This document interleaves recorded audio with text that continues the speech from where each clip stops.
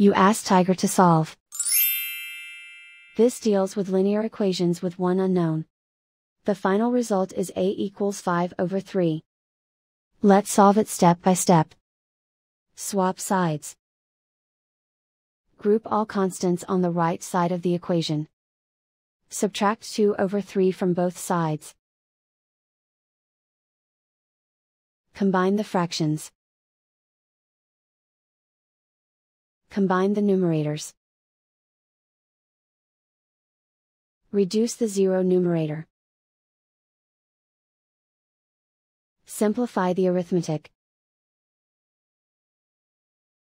Find the lowest common denominator. Multiply the denominators. Multiply the numerators. Combine the fractions. Combine the numerators. Isolate the a. Multiply both sides by inverse fraction 2/-1.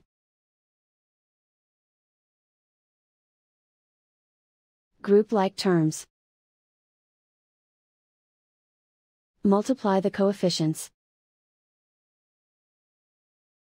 Simplify the arithmetic.